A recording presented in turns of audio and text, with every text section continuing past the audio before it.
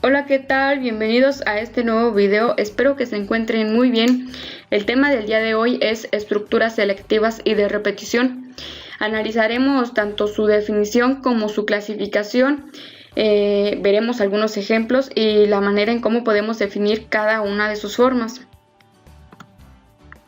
Empezamos con las estructuras selectivas que se utilizan para tomar decisiones lógicas. En esta se evalúa una condición y en función al resultado se realizará una determinada secuencia de instrucciones. ¿Qué quiere decir con esto? Bueno, es que si cierta condición se cumple, entonces se ejecutarán o se realizarán las instrucciones que están consideradas o contempladas dentro de dicha condición. En estructuras selectivas se encuentran 4 principales categorías. La primera es selectiva simple, selectiva doble la segunda, la tercera es selectiva anidada, que esta es como la fusión de estas dos anteriores. Por último tenemos la selectiva múltiple. La selectiva simple evalúa solo una condición. Si esta es verdadera, ejecuta ya sea una o varias instrucciones. Si es falsa, continúa la ejecución normal del programa. Un ejemplo que tenemos es verificar si un número es positivo. Sabemos que todo número positivo es aquel que es mayor de 0 o mayor que 0. Entonces, por lo tanto, esa sería nuestra condición. Y lo voy a escribir a continuación. Dice, si un número...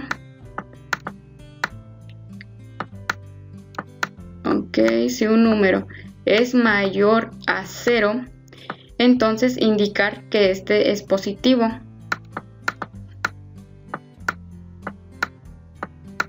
Listo, y con eso ya tenemos la selectiva simple. ¿Por qué? Porque no se consideran más condiciones más que una. Si el número llegara a ser menor que 0, el programa no haría nada, es decir, continúa la ejecución normal. Su sintaxis es la siguiente. Escribimos la palabra reservada if, que es como si en español dijéramos sí. Después, entre paréntesis, escribimos la condición a evaluar, abrimos una llave y escribimos las instrucciones o instrucción que queremos que se ejecuten. Y recuerden cerrar siempre la llave que abrimos. Continuamos. La selectiva doble se utilizan cuando se tienen dos opciones de acción. Se debe ejecutar una o la otra, pero no se pueden ejecutar simultáneamente. Si la condición es verdadera, se ejecuta la acción 1. Si es falsa, entonces se ejecutará la acción 2. Un ejemplo que tenemos dice, saber si un alumno es aprobado o reprobado en base a su calificación. Bueno, entonces, ¿cómo lo definiríamos? Sería de la siguiente manera. Si la calificación, lo escribiré con la variable cal nada más, cal de calificación. Si la calificación no nos está dando una condición, entonces esa condición nosotros la vamos a establecer. Pondremos que si la calificación es mayor o igual a 7, entonces el alumno aprueba. Por lo tanto, escribiré aprobado. Listo. Si no, entonces me está diciendo que indique que está reprobado. Y mostramos el mensaje. Listo. Y eso sería todo. La sintaxis es escribiendo también la palabra if. Entre paréntesis, recuerden que es la condición a evaluar. Abrimos las llaves y dentro de estas llaves vamos a escribir las instrucciones que queremos que se ejecuten. Entonces después escribimos la palabra reservada else, que es como si en español dijéramos si no. Y después escribimos una llave y las instrucciones en caso de que no se cumpla la condición establecida. Continuamos. Después sigue la selectiva anidada, que como les mencioné en un principio, es como la fusión de las dos anteriores. Entonces, es decir que no solamente hay un if ni dos, sino que puede haber varios. Entonces tenemos if, la condición, recuerden, entre paréntesis, las llaves, y dentro de este if va a ir otro if. Por eso se dice selectiva anidada, porque hay varios. Ponemos nuevamente la condición, abrimos la llave, vamos a cerrar esta llavecita, y si no se cumple ninguna de estas dos, entonces podremos poner, este es solo un ejemplo, podemos poner más if, pero solamente para que quede claro. La palabra else, abrimos una llavecita y las instrucciones van a ir en este espacio o en esta parte y cerramos. Y volvemos a cerrar. Esta llave vendría correspondiendo a la primera, que es al primer if. Esta llave corresponde a esta y esta llavecita corresponde a esta. Entonces básicamente así sería su sintaxis de una selectiva anidada. Continuamos con la selectiva múltiple. En esta estructura las acciones se organizan de tal manera que pueden seguir distintas alternativas, es decir, se muestra una serie de opciones que es como si fuera un menú, o casos dependiendo del valor que asume la variable seleccionada, es decir, se muestran las opciones y al usuario se le da o se le pregunta cuál de las opciones elige. ¿Cómo se hace esto? Bueno, a través del código o de la siguiente sintaxis, que es utilizando la palabra switch. Es una palabra reservada de Java. Después se escribe la variable o expresión a comparar o a considerar. Escribimos o ponemos una llave, el caso 1, y a continuación, bueno, escribimos dos puntos y las acciones o acción que quiero que se realicen dentro de este caso o dentro de esta opción. Después debemos escribir la palabra reservada también break, que es para interrumpir una instrucción. Después, bueno, vemos que hay otra opción o otro caso, que es el caso 2, y también tenemos otra instrucción que se ejecutará si se elige el segundo caso. También otro break, y así sucesivamente podemos poner más casos o case. Esto es dependiendo ya la necesidad o lo que quiera utilizar el programador.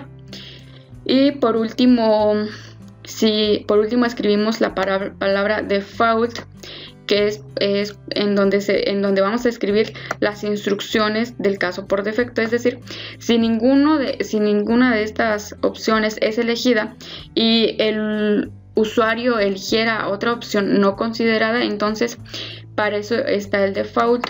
En el default generalmente se muestra un mensaje indicando que hay un error, por ejemplo, ¿no? Entonces básicamente es eso. Las reglas a considerar para esta selectiva múltiple es que los valores duplicados de los case no están permitidos. Otra es que el valor para un case o caso debe ser del mismo tipo de dato que la variable en switch. El valor para un case debe ser una constante o un literal. Las variables no están permitidas. Otra regla es que la declaración break se usa dentro del switch. Como ya les mencioné, es para finalizar una secuencia de instrucciones.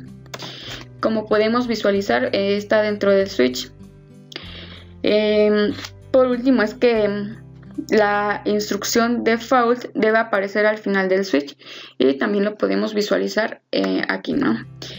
Y pudiera parecer un poco, no sé, confuso al principio, pero ya cuando hacemos uso de estas funciones se nos va facilitando, ¿no? También es lo que se menciona, que la práctica hace al maestro, y por lo tanto uno también se va familiarizando con este tipo de códigos. Ahora son las estructuras repetitivas o iterativas. Estas estructuras permiten controlar la repetición de las acciones.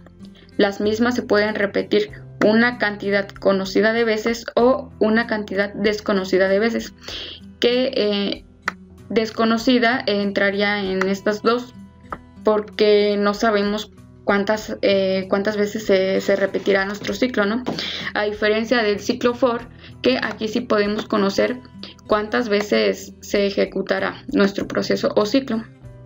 Se clasifican, como ya podemos ver, como pueden observar, se clasifican en tres: el para o el ciclo for, el segundo es mientras, utilizando la palabra reservada while, y el tercer, que es hacer mientras, que se utiliza la palabra reservada do while.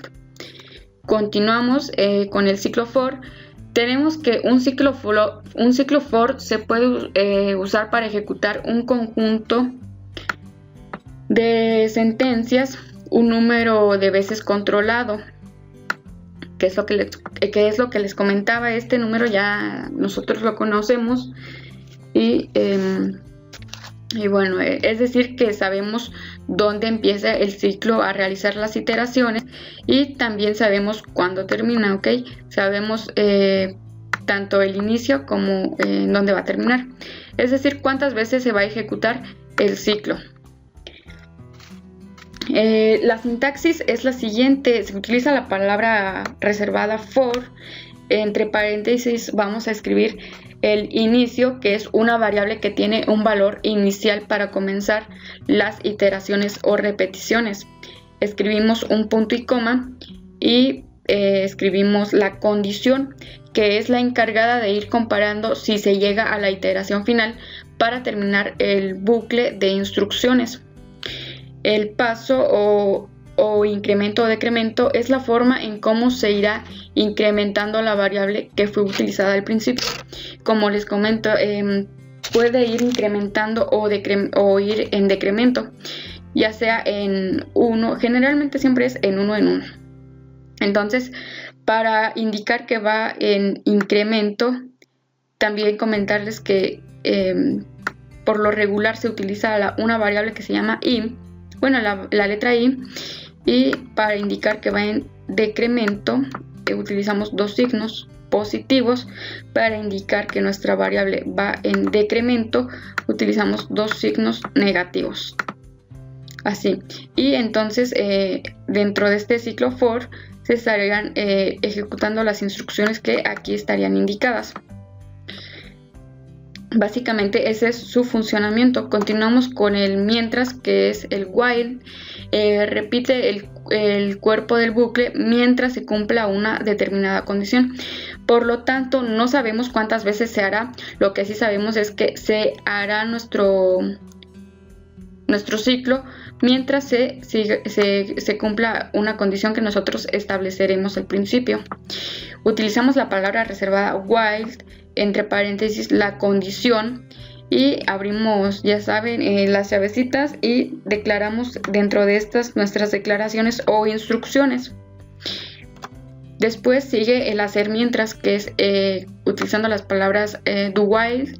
El bucle do while es prácticamente igual al while, pero con la diferencia de que el código del bucle se ejecutará al menos una vez, ya que la comparación se hace después de cada iteración y no antes, como en el caso del while. ¿Qué quiere decir con esto? Es que, como bien se menciona aquí, por lo menos se hará una vez, ya después evaluará la condición y dependiendo de si se sigue cumpliendo o no, pues se realizará respectivamente, ¿no? Entonces la sintaxis es, bueno, primero utilizamos el do, abrimos una llave y indicamos las instrucciones. Cerramos la llave y a continuación le debe seguir la palabra reservada while y nuestra condición entre paréntesis. Entonces, por eso aquí, como podemos ver, primero se van a ejecutar las instrucciones y ya después se analizará la condición. Si se cumple, bueno, entonces volverá a repetirse y hacer las instrucciones ya indicadas. Bueno, También tengo obviamente ejercicios que es para reforzar nuestros conocimientos. Ya vimos la teoría, ahora nos vamos a ir a la práctica que es muy fundamental, ya que vamos a poder plasmar lo que aprendimos en el lenguaje de programación Java. Primero, estos 3 ejercicios son de condicional simple. Son bastante sencillos, la verdad. Su estructura básicamente es la misma, lo que cambiaría es la condición que se estaría evaluando. Tengo claro que más ejercicios donde se estarían aplicando las demás estructuras, pero esos ya las haré en un siguiente video para que no se haga tan extenso este primer video, entonces, de este tema. Entonces analizaremos el primer ejercicio. Me está indicando que elabore un programa en el que se ingrese la edad de una persona e indique si es mayor de edad. Entonces, la condición ya sabemos que es mayor o igual a 18, o otra manera de definir esto es mayor a 17. Claro que nos estamos refiriendo a la edad, para que quede claro. Entonces el segundo dice, dado un número ingresado por el usuario, saber si es múltiplo de 2. Entonces vamos a ver la forma, analizar cómo es que podemos saber si un número es múltiplo de 2, ¿no? Que es muy sencillo. El tercero dice, elaborar un programa que pida un número al usuario e indicar si es positivo, que es el que hicimos, ¿no? Nuestra condición a evaluar es la que ya habíamos escrito anteriormente, que es si mi número es mayor a 0, poner que es positivo. Entonces damos inicio a la realización de estos programas en nuestro programa JCreator Pro. Ok, ya me encuentro en el programa. Como pueden observar, ya pegué la definición del primer ejercicio, que es elaborar un programa en el que se ingrese la edad de una persona y tenemos que indicar si esta persona es mayor de edad. Entonces procedemos a escribir el código.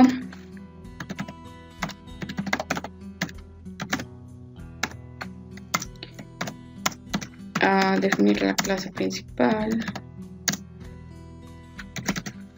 y el nombre y nuestro main. Listo.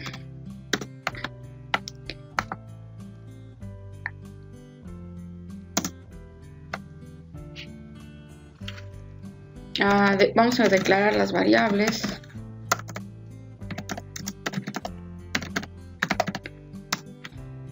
¿Y qué es lo que vamos a pedir? Bueno, vamos a pedir la edad de la persona, por lo tanto sería, el tipo de dato es int y mi variable va a ser edad. Ahí, listo.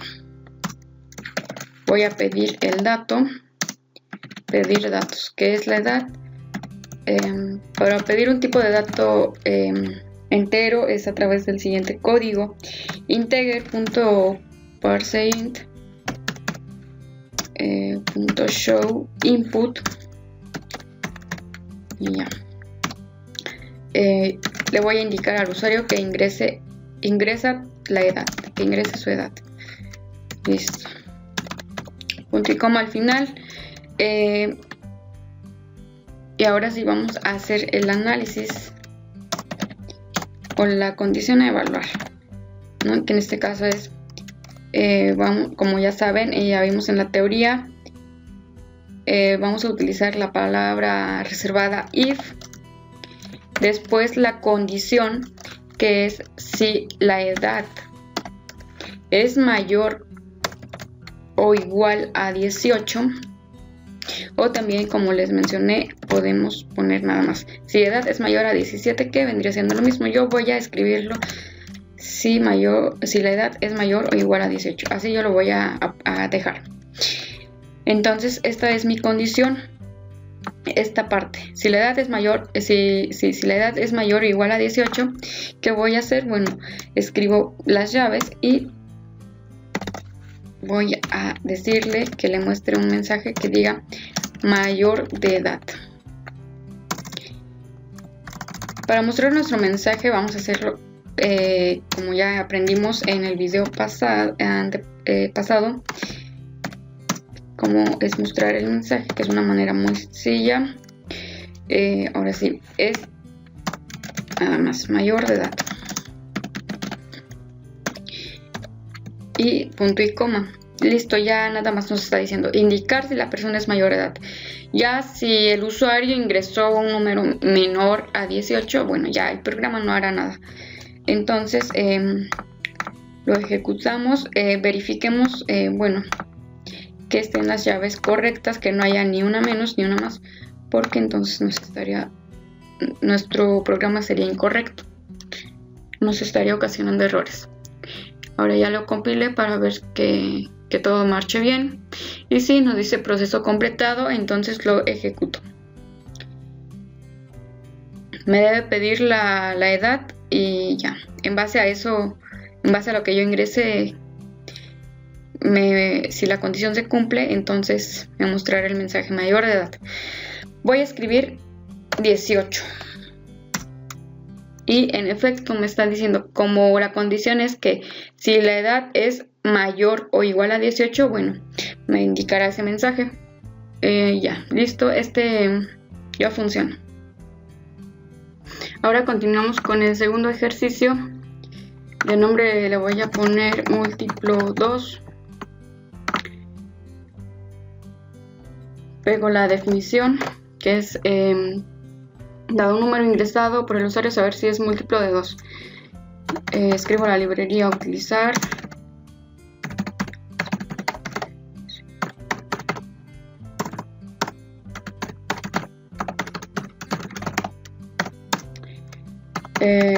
La clase principal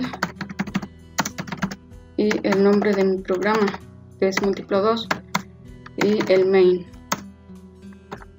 Listo, entonces a declarar el dato, voy a declarar el dato de tipo entero, le voy a poner num, y a continuación lo voy a pedir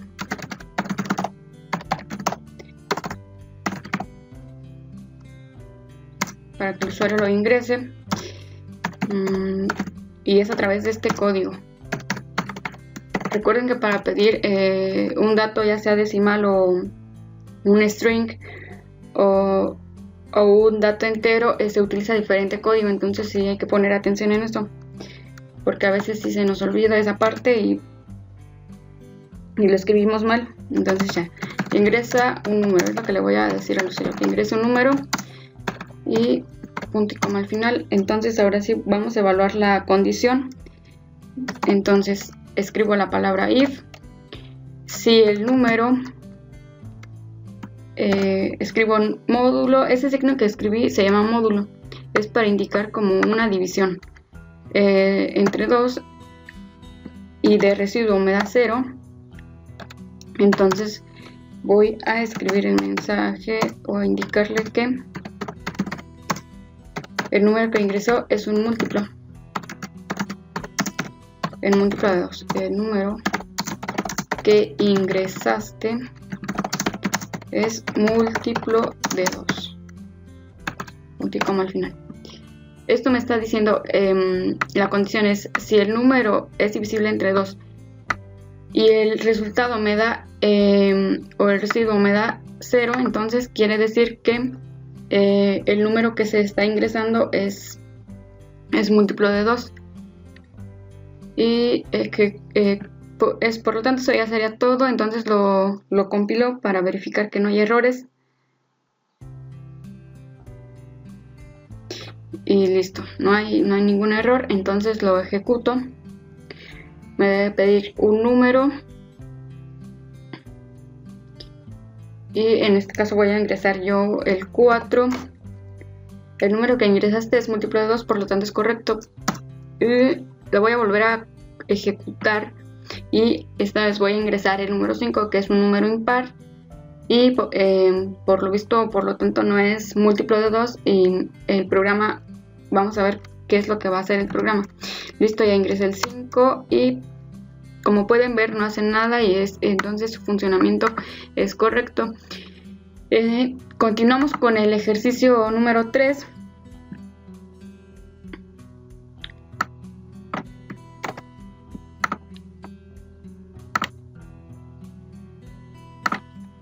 Que es evaluar nada más si un número ingresado es positivo. Pego la definición.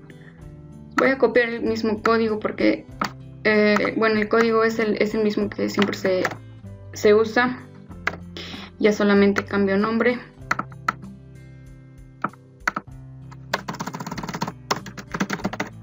Positivo. Cierro las llaves abiertas y declaro mi variable. Voy a pedir al usuario que ingrese un dato. Bueno, primero declaro la variable número o num, como le quieran poner. Ahora sí lo pido número. Lo declaré de tipo de dato int o entero.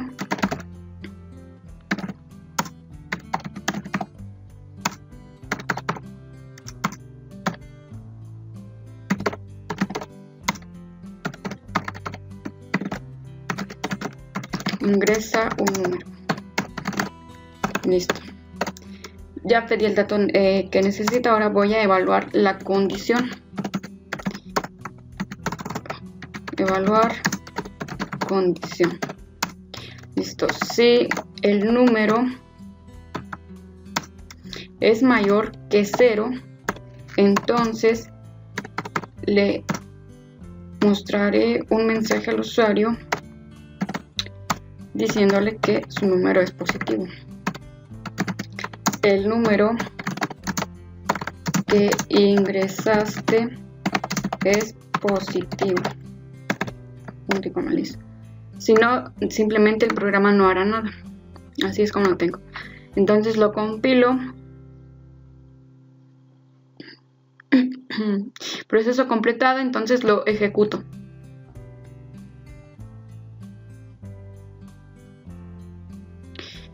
Y me va a pedir un número. Voy a ingresar el 8. El número que ingresaste es positivo, listo.